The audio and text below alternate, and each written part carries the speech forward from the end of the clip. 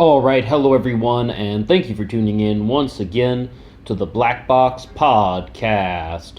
BBOR, Black Box Online Radio, coming to you from West Virginia. Today we're going back to 1994 and examining the case of the Las Vegas Black Widow and the murder of Ron Rudin. Ron Rudin was a real estate magnate who really took advantage of the thriving prosperity of kind of just suburban Las Vegas. There was a huge housing industry, and he made an enormous amount of money in doing so. Ron Rudin was also some guy who ended up being married 5 times, and his final wife, actually, Margaret Rudin, was also on her 5th marriage. It's a bit of a coincidence there that brought us to a sense of culmination. Well, if you can guess where this story is going, this is a tale of greed, finances, and just sort of lusting after money, which led to the death of Ron Rudin.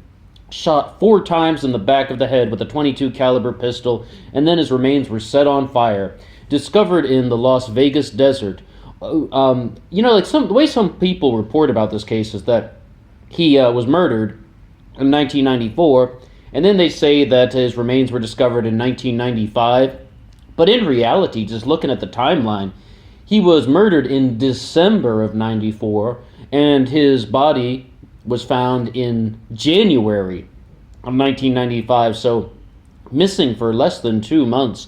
And most specifically, there are a lot of elements in here that just are the cause of chance, or as well as perhaps poor planning by the perpetrators.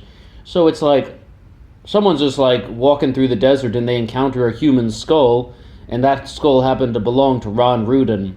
And there's also kind of the famous bracelet that was found nearby that had the letters Ron written on it, which was placed there deliberately by someone so that they could identify that this was the site of where Ron Rudin was, or the dump site for the body. I first found out about this case back in the late 90s. It's one that I've always remembered back when I was watching America's Most Wanted with John Walsh on Saturday nights. I was just a kid, but that's really when true crime took off for me, watching Cops at 8 o'clock and then America's Most Wanted at 9 p.m. And they did a couple big stories about Ron Rudin and his wife Margaret Rudin. And we just sort of have, very shortly after the discovery of Ron Rudin's charred skeletal remains, once again, shot in the head 4 times with a .22 caliber pistol, put into a wooden trunk or like a wooden trunk or chest of some sort, set on fire and left in the desert. And I remember the reenactments that they would do on America's Most Wanted, where they would have just someone like viciously striking matches and just like this woman kind of like with this freakish expression on her face setting the box on fire.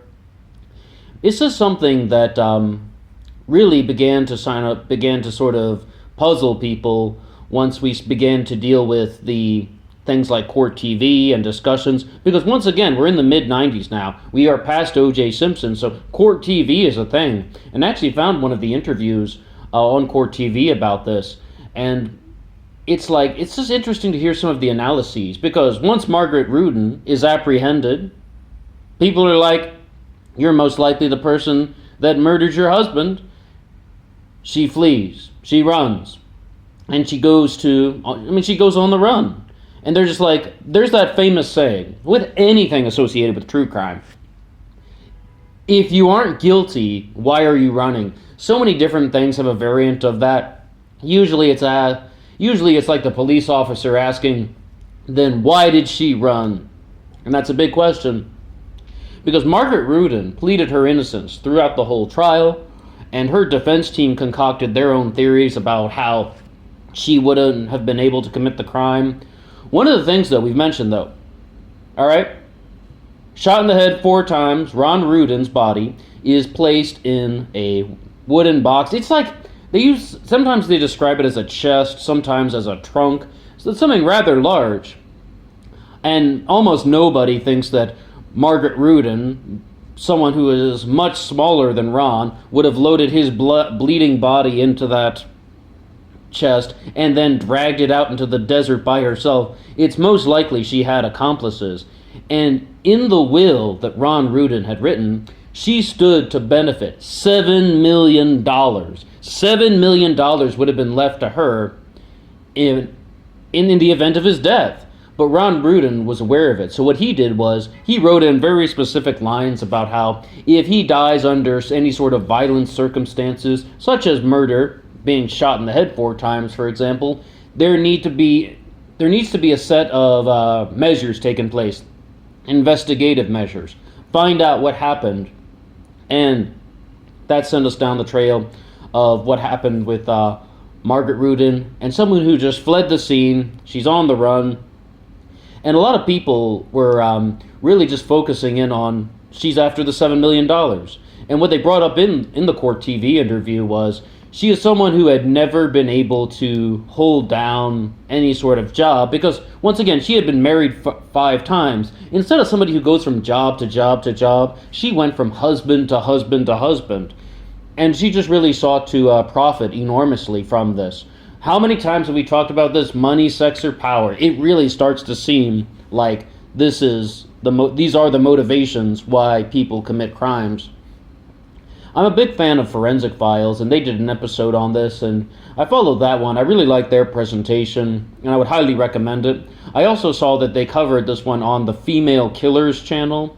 I mean, they sort of just advertise as making documentaries about women who kill, but it's called Female Killers. They did one as well, but I don't really like their presentations on a lot of the subjects. I think it's I just think that they leave out certain information, and they also kind of get overly glamorous with their dramatizations and their kind of reenactments that kind of distract people from the core issues. Okay, so Margaret Rudin is on the run. Then, she's someone who gets into Mexico, actually is able to flee the country, then decides she wants to go back to the United States. Very bizarre move. But once she's back in the States, I'm only going off of America's Most Wanted 20 years ago on this one. She's apprehended by the police. She has cut her hair. Her hair is now very short and very dark, as opposed to long and white. She's apprehended by the police in America the first time. And then she is able to convince them that she is not Margaret Rudin, that she's not the person accused of murdering her husband, Ron Rudin. And the police let her go. Then later on, they find a set of keys with Ron Rudin's name on it where she had been staying. They had the right woman, and they let her go. To talk about her appearance, when I was first putting her name into the Bing search, it was like she was someone who had a kind of almost a resemblance to Glenn Close. It was like, I was like, oh, they made a movie about her when Glenn Close was playing Margaret Rudin. But it's like, no, that was actually her. You know, that's actually just the photo of Margaret Rudin. In some photos, she looks like Glenn Close. In other photos, she does not. And when she went on the run, she cut her hair very short and dyed it very dark. But it's like, the police apprehended the right woman. They let her go. They made a mistake. And she continues to stay on the run, ending up in Massachusetts, where she is once again apprehended. This was the time where it's like, they had someone who disguised as a pizza delivery man knock on the door where she was staying, and then as soon as she opened the door after looking through the peephole, and she sees the pizza delivery man there and just like, what? Kind of like a sort of perplexed look. Then they're just like, that guy pulls out a police badge and says, you know, identifies himself as an officer, and she's placed under arrest. Okay, here comes the trial. Margaret Rudin is apprehended after a very long stint on the run, and then she maintains her innocence. The defense attorneys try to concoct theories about how it would have been impossible.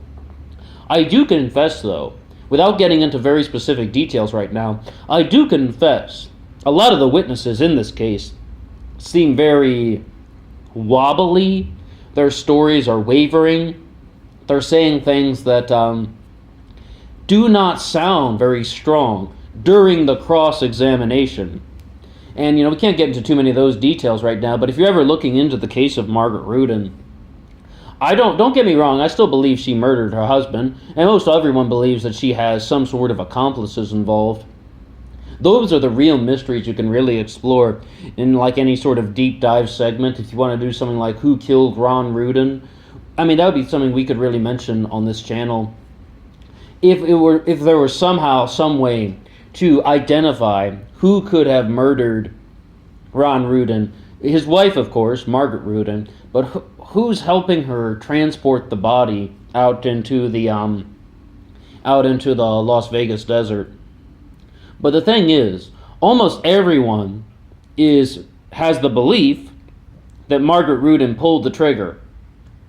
Ron Rudin was always sleeping on his side. I don't know how he did that. I have to sleep on my back, eyes pointing toward the ceiling. I can't sleep any other way. He had to sleep on his side, and he would always do it on the right side. So they found 3 bullet holes in the side of his head, and then they believe that Margaret Rudin walked around to the other side of the bed from a different angle and pulled the trigger a 4th and final time.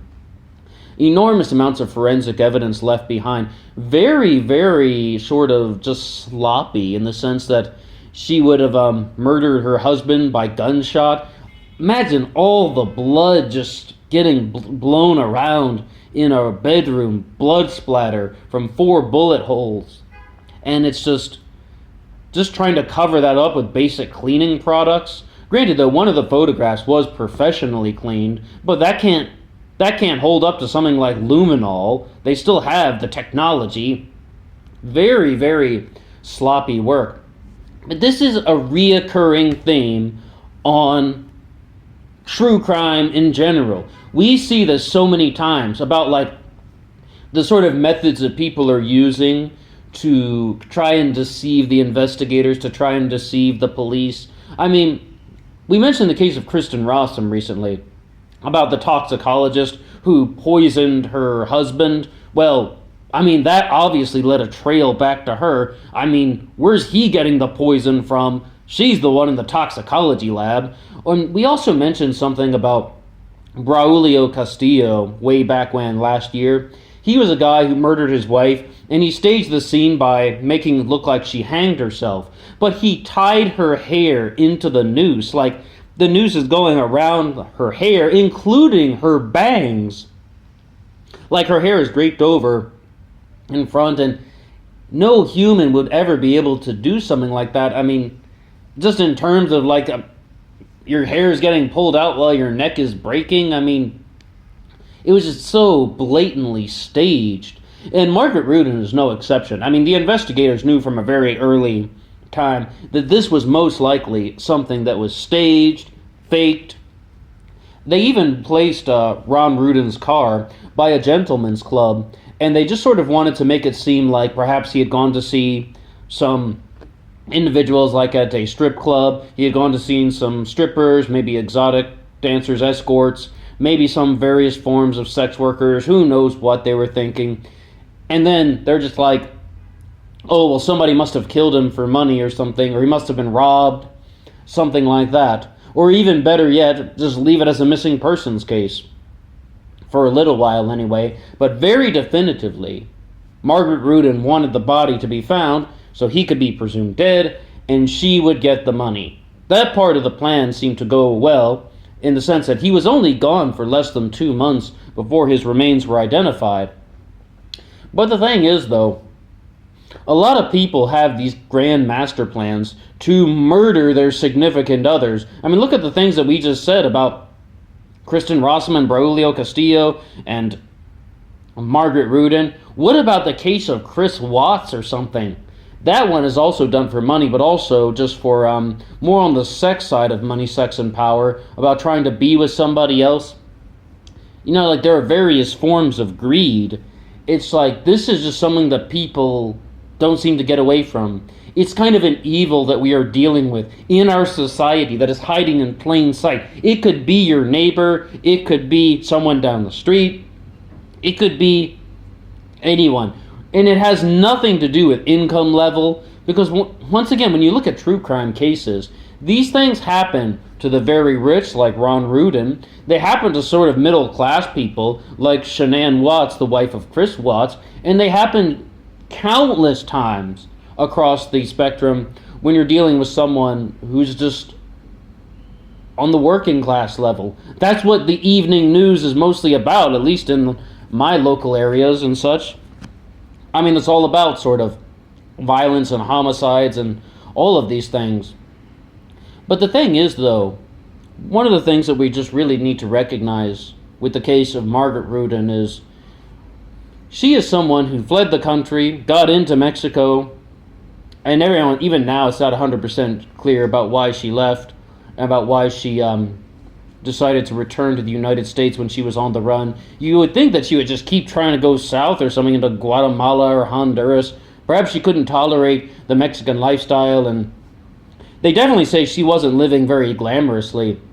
I mean, some people that they would feature on America's Most Wanted are individuals who had just an enormously glamorous lifestyle, and they kept it up while they were on the run. They didn't want to maintain a low profile. But the thing with Margaret Rudin is they're very clear that when she was apprehended in Massachusetts, the apartment she was staying in was very dingy. She probably wanted out of that. I mean, she probably didn't want to live a life of poverty after she had been married to a multi-millionaire real estate mogul. So these are the things that we have going on with cases like Margaret Rudin. It's just back to that court TV reporter who's just like, Dostoevsky's Crime and Punishment. Did she want to get caught? I think in a certain sense, perhaps. Perhaps she was very frustrated with living life on the run. Not to the sense that she has any moral compass about it, or she has any sort of moral kind of ambiguity. She knows she killed her husband, and she knows she did it for money, but the frustration with living a life that was less glamorous than what she had when she was married to Ron Rudin. So, there's a certain sense of viciousness and maliciousness in this crime, but you gotta look at these premeditated murders. The arrogance of somebody involved who thinks that they are just so brilliant that they can outsmart the system. But the thought process that is going through with these people is they probably have it sort of planned, and they think that they're checking off all the boxes. I'm going to do this, this, and this, and the police are going to be looking for certain things, so I'll have this plan to avoid those certain things. But at the same time, the perpetrator is just one person. Just one person is perpetrating the crime. And it's like they are up against an entire force of police officers, force of investigators, not to mention witnesses. Not to mention witnesses who have vital information about the case. They can provide things about the person's whereabouts. They can provide possible sightings. So many things and reasons why people could get caught. Well, that's all we're really going to say about the case of Margaret Rudin, the Las Vegas Black Widow, someone who murdered her husband for trying to obtain the $7 million that would have been left in his last will and testament. Now, Margaret Rudin was convicted. She is serving time in prison now. And one of the things I read was that first she got life without parole, but then they actually changed it to life with the possibility of parole. But I don't know if she'll ever be able to use that. And I don't know if she'll ever live that long. We will see. But anyway, what do you think about the case of Margaret Rudin?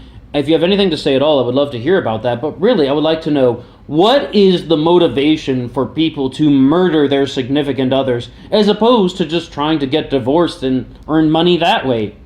Or as opposed to just trying to find a different way out of the marriage?